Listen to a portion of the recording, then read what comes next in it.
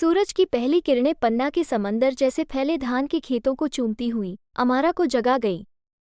चेहरे पर उम्र का नक्शा खींचती झुर्रियां उसकी जिंदगी का किस्सा कह रही थीं, जमीन और पानी के नाटक और मौसम के चक्र को समर्पित एक जिंदगी।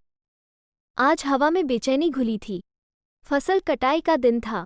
अमारा ने अपना पुराना टोप पहना और हड्डियों की चरमराहट के साथ हंसियां उठाई। उसके साथ उसके दो पोते काई और मिन्ह भी चल पड़े। उनकी जवानी की ऊर्जा अमारा की धीमी चाल के बिल्कुल उलट थी।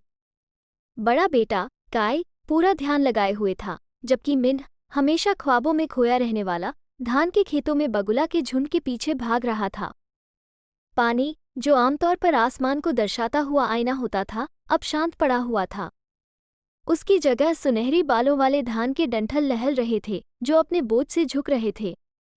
अमारा उनका नेतृत्व कर रही थी। उसके पके हुए हाथ कुशलता से हंसियां चला रहे थे। हर बार फसल काटते समय मानो धन्यवाद की खामोश दुआ निकल रही थी। काई उसकी नकल कर रहा था। उसकी शुरुआती अनाड़ीपन अब अभ्यास से भरे हुए वार में बदल गया था।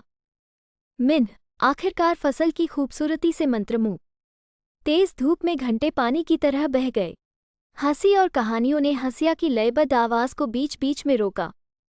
अमारा ने बीते हुए कटाई के दिनों की कहानियां सुनाई, सूखे और बाढ़ की कहानियां, जिन्होंने उनकी सहनशीलता की परीक्षा ली। काई ध्यान से सुन रहा था। उसके कंधों पर पारिवारिक विरासत का बोझ कुछ भारी सा लग रहा था। मिन्ह, जिसकी कल्पना शक्ति जाग उठी थी, हिलते हुए धान के डंठलों में पौराणिक जीवों को देख रहा था।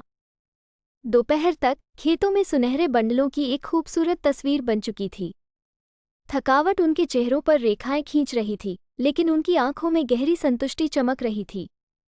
अमारा ने उनके काम का जायजा लिया तो उसे हमेशा की तरह ही बिछोह का एक कचोट सा लगा। उसके खुद के फसल कटाई के दिन अब गिने चुने रह गए थे। उसका शरीर थक चुका था। बाद में तारों से भरे आसमान के नीचे अमारा ने अपने पोतों को भाप से उठते हुए चावल के कटोरे खाते हुए देखा। उसके दिल में एक गर्मी पैदा हुई जो उनके सामने जल रही आग से भी गहरी थी। जमीन, उसकी विरासत, अच्छे हाथों में होगी। मौसम का चक्र, पानी और मिट्टी का नाटक चलता रहेगा। अगली पीढ़ी द्वारा गाया जाने वाला एक अमर गीत। सोते समय अमारा के गाल पर एक आंसू बह निकला।